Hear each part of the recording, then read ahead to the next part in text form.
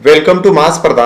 विद्यार्थी मित्रांनो, तुम्ही जर 8वी मध्ये शिक्षण घेत असाल तर तुम्हाला एक खूप चांगली सुवर्ण संधी आलेली आहे.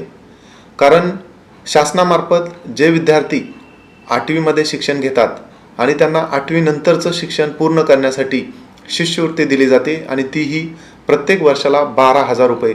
म्हणजेच 9वी 10वी 11वी 12वी या 4 वर्षाला तुम्हाला 48,000 रुपये मिळणार आहेत. तर या व्हिडिओच्या माध्यमातून आपण याच परीक्षेबद्दल माहिती घेणार आहोत. व्हिडिओ शेवटपर्यंत पहा.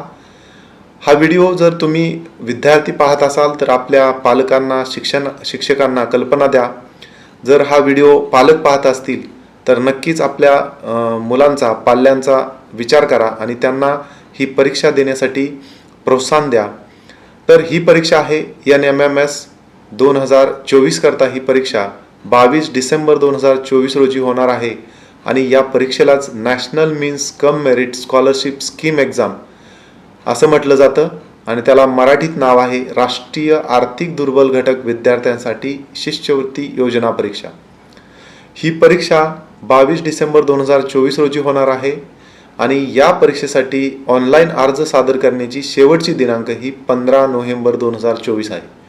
यापूर्वी ही दिनांक 4 नोव्हेंबर अशी होती, परंतु शासनाकडून एक नोटिफिकेशन आलं आणि त्यामध्ये त्यांनी 15 नोव्हेंबर ही अर्ज सादर करण्याची शेवटची दिनांक दिलेली आहे. आता ही परीक्षा का घेतली जाते तर जे विद्यार्थी 8वी मध्ये शिक्षण घेत असतात आणि 8वी झाल्यानंतर उच्च माध्यमिक शिक्षण घेताना ज्या विद्यार्थ्यांना आर्थिक पाठबळ मिळत नाही त्या विद्यार्थ्यांचं शिक्षण खंडित होतं आणि हे खंडित शिक्षण होऊ नये म्हणून शासनाकडून त्यांना आर्थिक सहाय्य करण्यासाठी ही एक योजना शासनानं आणलेली आहे आणि त्यामध्ये जे विद्यार्थी खरंच बुद्धिमान आहेत, हुशार आहेत, त्यांना या परीक्षेच्या माध्यमातून शिष्यवृत्ती दिली जाते जेणेकरून त्यांचं शिक्षण खंडित होऊ नये. आणि ते विद्यार्थी आज घडीला म्हणजेच 8वी मध्ये शिक्षण घेत असतील तर त्यांना ही परीक्षा देता येणार आहे आणि त्यांना शिष्यवृत्ती दिली जाते. आता ही शिष्यवृत्ती किती असते तर प्रत्येक महिन्याला 1,000 रुपये प्रमाणे वार्षिक रुपये 12,000 रुपये तुम्हाला मिळणार आहेत. म्हणजे 8वी नंतर जेव्हा तुम्ही 9वी मध्ये जाल तेव्हा तुम्हाला 12,000 रुपये मिळणार आहेत. त्यानंतर 10वी असेल, 11वी असेल आणि 12वी असेल या प्रत्येक वर्षी तुम्हाला 12,000 रुपये प्रमाणे सगळे 48,000 रुपये तुम्हाला 4ही वर्षात मिळणार आहेत. तर ही जी परीक्षा आहे याचं जे शिष्यवृत्ती मिळवून देण्याचं काम शासन स्तरावर वेगवेगळ्या कार्यालयातील अधिकारी असतील किंवा शाळा मुख्याध्यापक असतील यांच्यामार्फत ते होणार आहे. आता हा अर्ज सादर करण्यासाठी कोण पात्र असणार आहे तर जे विद्यार्थी आज घडीला 8वी मध्ये शिक्षण घेत आहेत त्यांना हा अर्ज सादर करता येणार आहे आणि हा अर्ज सादर करण्यासाठी 15 नोव्हेंबर 2024 ही अंतिम दिनांक आहे. त्यामुळे जे विद्यार्थी पालक हे व्हिडिओ पाहत असतील, जे शिक्षक हा व्हिडिओ पाहत असतील त्यांनी आपल्या शाळेतल्या विद्यार्थ्यांची त्यांची इच्छा पाहून त्यांच्या पालकांशी संवाद साधून विद्यार्थ्यांची मानसिकता, बौद्धिक क्षमता ह्या सगळ्या गोष्टीचा विचार करून त्यांचा निश्चितपणे अर्ज सादर करावा जेणेकरून त्या विद्यार्थ्यांना पुढील शिक्षण घेण्यासाठी कोणतीही अडचण येणार नाही. तर इयत्ता 8वी मध्ये शिक्षण घेत असलेले विद्यार्थी हा अर्ज सादर करू शकतात. त्याचबरोबर ती शाळा ही शासनमान्य अनुदानित असली पाहिजे. त्याचबरोबर त्या विद्यार्थ्याच्या पालकांचं जे आर्थिक उत्पन्न असतं, वार्षिक उत्पन्न, ते 3.5 लाखापेक्षा जास्त असायला नको.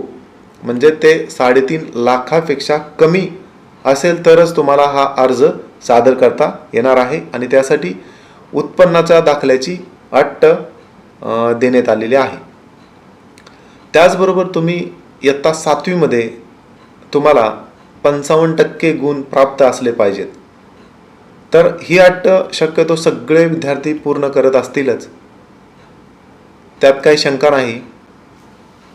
तर आता ही परीक्षा कोण घेणार आहे तर महाराष्ट्र शासनाची एक संस्था आहे महाराष्ट्र राज्य परीक्षा परिषद आणि ती पुणे येथे आहे.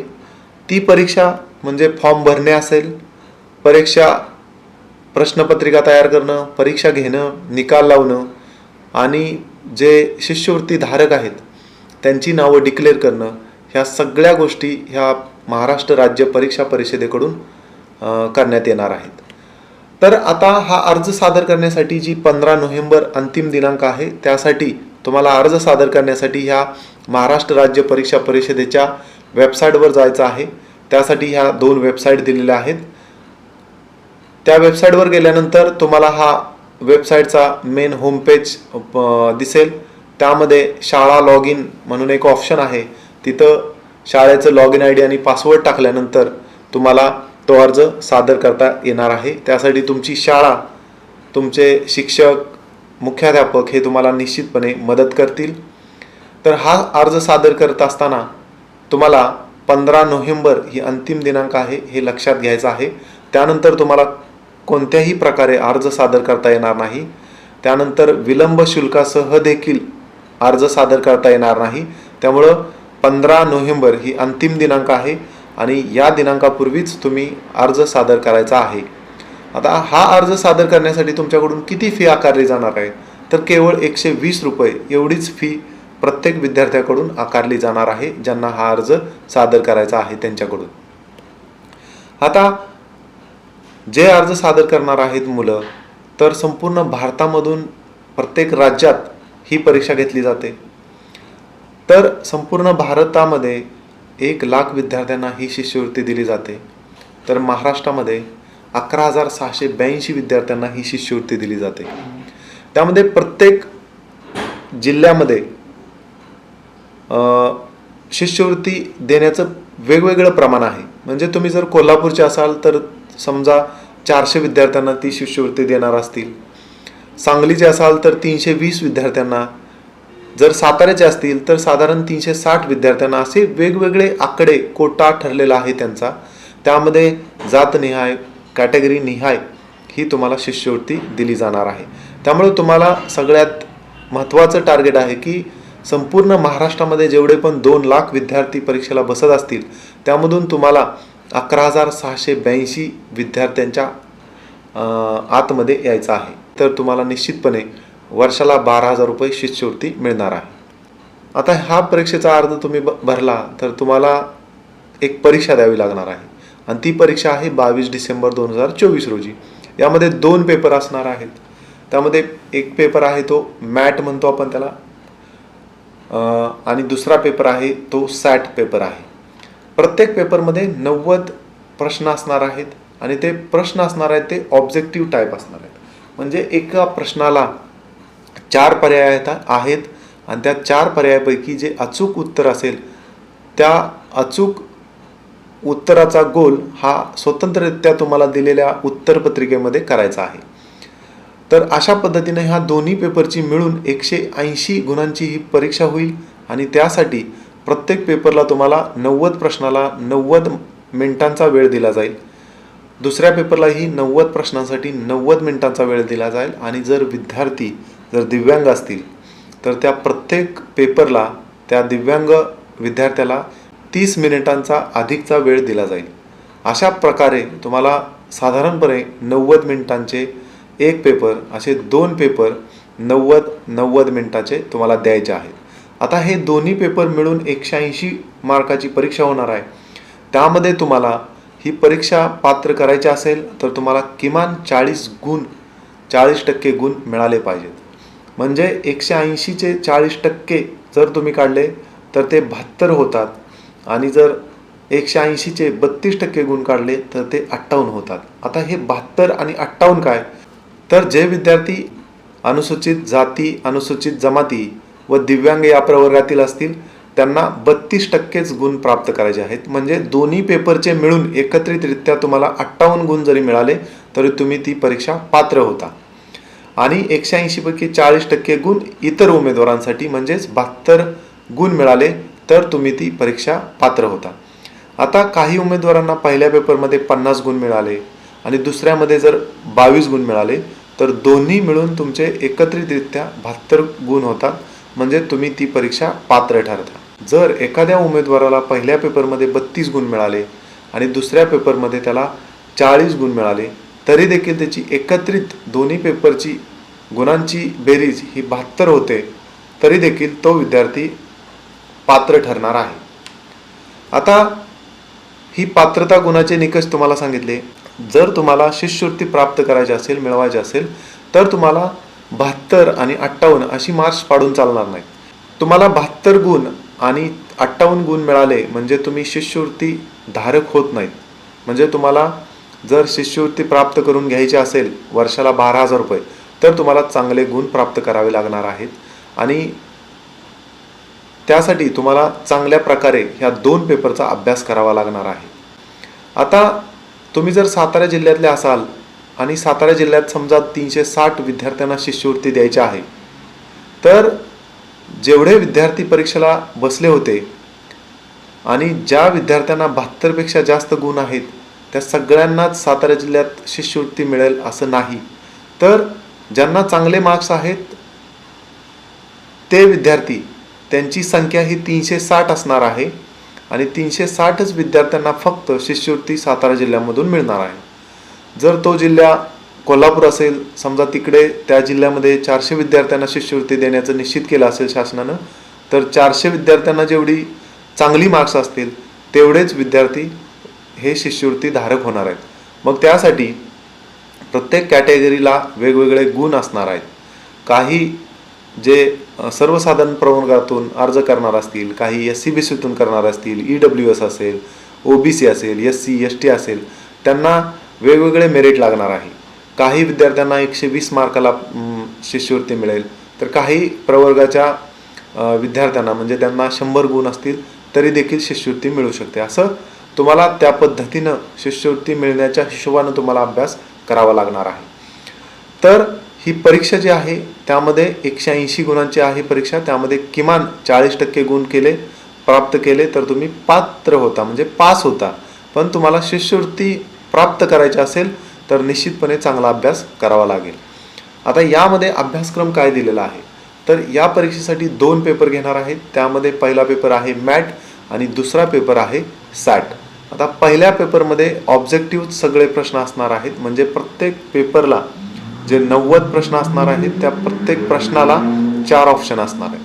त्यामधून जो अचूक पर्याय आहे त्याचा तो पर्याय निवडून तुम्हाला उत्तरपत्रिकेवर तुम्हाला काळ्या किंवा निळ्या शाईच्या पेननं तुम्हाला ते गोल सर्कल करायचे आहेत.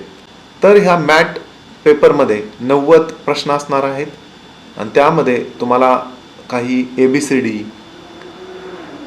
यावर आधारित म्हणजे संख्या मालिका किंवा अक्षर मालिका यावर हे प्रश्न असणार आहेत. त्याचबरोबर काही आकृत्यांवर आधारित हे काही प्रश्न असणार आहेत. जिथं तुमची बुद्धी कशा पद्धतीनं चालती, कशी विचारक्षमता आहे त्या हिशोबानं ही प्रश्नपत्रिका तयार केली असणार आहे. तर दुसऱ्या पेपरमध्ये तुम्हाला शालेय शिक्षण घेत असताना जे तुम्हाला अभ्यासक्रम आहे त्याच्यावर ही आधारित प्रश्नपत्रिका असणार आहे. कारण तुम्ही आता 8वीमध्ये असाल तर तुम्हाला 7वीचा काही अभ्यासक्रम तुम्हाला अभ्यासायचा आहे. त्याचबरोबर 8वीमध्ये जे काही तुम्ही अभ्यास केलेला आहे आत्तापर्यंत तो देखील अभ्यास करायचा आहे आणि 7वी आणि 8वी या इयत्तेचा मिळून अभ्यासक्रम ह्या परीक्षेमध्ये येणार आहे.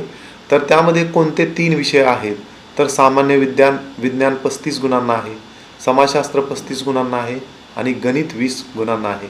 अशा पद्धतीनं 90 प्रश्न 90 गुणांना असणार आहे. तर आता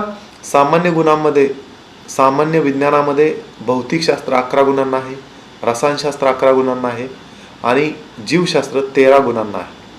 त्याचप्रमाणे समाजशास्त्रामध्ये इतिहास, भूगोल आणि नागरिकशास्त्र असे 3 भाग आहेत. त्यामध्ये इतिहास आणि भूगोल 15-15 गुणांना आहेत, तर नागरिकशास्त्र तुम्हाला 5 गुणांना आहे. आणि तुम्हाला 8वी आणि 7वीचं गणित याचं मिळून तुम्हाला 20 गुणांना गणित आहे. तर अशा पद्धतीनं पहिला पेपर 90 गुणांचा आणि दुसरा पेपर 90 गुणांचा, अशा प्रकारे 180 गुणांची ही परीक्षा होणार आहे. आणि ही परीक्षा ही तुम्हाला मराठी, हिंदी, उर्दू, गुजराती, इंग्रजी, तेलुगू आणि कन्नड या 7 माध्यमातून कोणत्याही माध्यमातून तुम्हाला परीक्षा देता येऊ शकणार आहे. त्यासाठी अर्ज सादर करत असताना तुम्हाला ती माहिती भरायची आहे. तर समजा तुम्ही मराठी माध्यम निवडलं तर तुम्हाला मराठी सोबतच इंग्लिशमधून सुद्धा पेपर त्यामध्ये येणार आहे. म्हणजे एका पानावर मराठीमध्ये प्रश्न असेल तर दुसऱ्या पानावर इंग्रजीमधून प्रश्न असेल. म्हणजे काही विद्यार्थी हे सेमी इंग्लिश असेल या माध्यमातून शिक्षण घेत असतील, त्यांना निश्चितपणे असा इंग्लिश आणि मराठी दोन्ही एकाच पेपरवर असेल तर निश्चितपणे फायदा होऊ शकतो. आता ही परीक्षा कोणाला देता येऊ शकणार नाही ह्यासाठी काही शासनानं अटी दिलेल्या आहेत. तर जे विद्यार्थी विना अनुदानित शाळेमध्ये शिकतात त्यांना ही परीक्षा देता येणार नाही. त्याचबरोबर जे विद्यार्थी नवोदय विद्यालयात शिकतात, केंद्रीय विद्यालयात शिकतात किंवा सैनिकी शाळेमध्ये शिकतात त्या विद्यार्थ्यांना ही परीक्षा देता येणार नाही. किंवा जे विद्यार्थी शासनाचे इतर लाभ घेतात, जसं की शासनाच्या हॉस्टेलला राहतात, तिथलं जेवण वगैरे इत्यादी जे विद्यार्थी लाभ घेतात त्यांना ही परीक्षा देता येणार नाही. तर सगळ्यात महत्त्वाचं असं आहे की 15 नोव्हेंबर 2024 पर्यंत तुम्हाला ह्या परीक्षेचा अर्ज सादर करण्यासाठी मुदत दिलेली आहे. त्यासाठी तुम्हाला तुमच्या शाळेच्या मुख्याध्यापकांना, शिक्षकांना संपर्क साधायचा आहे आणि ह्या वेबसाईटवर गेल्यानंतर तुम्हाला हा अर्ज शाळेतल्या शिक्षकांच्या मदतीनं अर्ज भरायचा आहे. त्यासाठी केवळ 120 रुपयांची फी आकारली जाणार आहे आणि हा अर्ज सादर केल्यानंतर तुमची 22 डिसेंबर 2024 रोजी परीक्षा घेतली जाणार आहे. त्यासाठी तुम्हाला जी 2 पेपर द्यायचे आहेत ते 2 पेपरचा व्यवस्थितरित्या अभ्यास करा. मॅट आणि सॅट या दोन्ही पेपरचे एकत्रित मिळून तुम्हाला 100, 120, 150 असे चांगल्या प्रकारे गुण प्राप्त करून घ्या. निश्चितपणे तुम्हाला 9वी ते 12वी या प्रत्येक 4 वर्षासाठी 12 हजार रुपये शिष्यवृत्ती शासनाकडून मिळू शकते आणि निश्चितच तुम्हाला पुढचं शिक्षण घेण्यासाठी आर्थिक मदत देखील होऊ शकते. आता जे विद्यार्थी 8वीमध्ये शिक्षण घेत आहेत त्यांना हा अर्ज सादर करता येऊ शकतो, परंतु जे विद्यार्थी 5वी, 6वी, 7वीमध्ये शिक्षण घेत आहेत त्यांनी देखील आतापासूनच ह्या अशा वेगवेगळ्या परीक्षांच्या तयाऱ्या करायला हरकत नाही, जेणेकरून 8वीमध्ये गेल्यानंतर ही परीक्षा व्यवस्थितरित्या तुम्हाला देता येईल आणि चांगले गुण प्राप्त केल्यानंतर शिष्यवृत्ती सहज मिळेल. त्यामुळे जे विद्यार्थी आता हा व्हिडिओ ऐकत असतील त्यांनी देखील आतापासूनच सुरुवात करा. जे पालक हा विद्यार्थी पाहत असतील त्यांनी देखील आपल्या पाल्यांना आतापासूनच अशा विविध परीक्षांची गोडी लावा, जेणेकरून विविध परीक्षेच्या माध्यमातून भविष्यात 12वी नंतर असेल किंवा 10वी नंतर असेल, ज्या वेगवेगळ्या परीक्षा देऊन आपलं करिअर करायचं आहे त्यासाठी ह्या परीक्षांचा आत्ता पाया तयार केला तर निश्चितच मोठ्या वरच्या परीक्षा देण्यासाठी मदत होऊ शकते. जसं की 12वी नंतर नीट असेल, JEE असेल, या परीक्षा देण्यासाठी तुम्हाला अशाच प्रकारचे प्रश्न असतात. त्यामध्ये म्हणजे विज्ञान असेल किंवा गणित असेल, याच प्रकारचे तुम्हाला हेच प्रश्न पुढे फक्त वेगळ्या पद्धतीनं मांडलेले असतात. कारण 11वीला 12वीला जरी गेला तरी सायन्स असेल, मॅथ्स असेल त्यामध्ये काही फरक पडत नसतो. फक्त ते वेगळ्या पद्धतीनं पुस्तकामध्ये वरच्या दर्जाचं मांडलेलं असतं म्हणून ते आपल्याला अवघड वाटतं. परंतु कोणत्याही शिक्षणाचा हा 1ली ते 10वी हाच मेन पाया असतो. म्हणून 1ली ते 10वीच्या दरम्यान कोणत्याही वेगवेगळ्या परीक्षा असू द्या त्या विद्यार्थ्यांना, आपल्या पाल्यांना देण्यासाठी प्रोत्साहन द्या. शिक्षकांनी देखील शाळेमध्ये अशा विविध परीक्षांचं विद्यार्थ्यांना मार्गदर्शन करा, जेणेकरून भविष्यातील विद्यार्थ्यांना वेगवेगळ्या परीक्षा देण्यासाठी निश्चितपणे मदत होईल. तर अशा वेगवेगळ्या खूप साऱ्या परीक्षा असतात. 5वीला स्कॉलरशिप आहे, 8वीला स्कॉलरशिप आहे, नवोदय परीक्षा तुम्ही 5वीत असताना देऊ शकता. आता ही NMMS परीक्षा आहे जी 8वीमध्ये देऊ शकता. NTS परीक्षा आहे किंवा वेगवेगळ्या अशा प्रज्ञाशोध असेल, मंथन असेल, अशा वेगवेगळ्या परीक्षा तुम्हाला देता येतात. सैनिकी स्कूलची परीक्षा आहे जेथे तुम्हाला चांगल्या प्रकारे सैन्यामध्ये भरती होण्यासाठी शिक्षण मिळू शकतं. अशा देखील परीक्षांचा अभ्यास करायला हरकत नाही. तर हा फॉर्म तुम्ही या 3-4 दिवसामध्ये जेवढा वेळ आहे तेवढ्या वेळात भरून घ्या आणि आपल्या विद्यार्थ्यांना, पाल्यांना, नातेवाईकांच्या मुलांना ह्या परीक्षेच्या मार्गामध्ये आणा आणि त्यांना शिक्षण घेण्यासाठी प्रोत्साहन द्या. तुमच्या काही अडचणी असतील तर कमेंट बॉक्समध्ये विचारा किंवा डिस्क्रिप्शन बॉक्समध्ये नंबर दिला आहे त्याच्यावर निश्चित कॉल करून विचारा आणि जास्तीत जास्त आपल्या शाळेशी संपर्क साधून त्यांच्याकडून या परीक्षेबद्दल माहिती करून घ्या. तुम्हाला ते निश्चितपणे मार्गदर्शन करतील. तुमच्या काही अडचणी असतील तर कमेंट बॉक्समध्ये तुम्ही पाठवू शकता. तुम्ही कुठून अर्ज सादर करणार आहात, तुम्ही कुठल्या जिल्ह्याचे आहात, कुठल्या तालुक्यातले आहात, तर तुमचे पाल्याचं नाव, तुमचा तालुका, जिल्हा, तुमच्या शाळेचं नाव मेन्शन करू शकता. निश्चितपणे आम्हाला त्याचा आनंद होईल की तुम्ही या व्हिडिओपर्यंत पोचलाय आणि तुम्हाला या व्हिडिओचा निश्चितपणे फायदा झालेला असेल. व्हिडिओ आवडला असेल तर व्हिडिओला लाईक करा. हा व्हिडिओ जास्तीत जास्त विद्यार्थ्यांपर्यंत पोचवा जेणेकरून त्यांना ह्या शिष्यवृत्तीचा लाभ मिळेल. आणि आपल्या महास्पर्धा यूट्यूब चॅनलला नक्की सबस्क्राईब करा. Thanks for watching महास्पर्धा.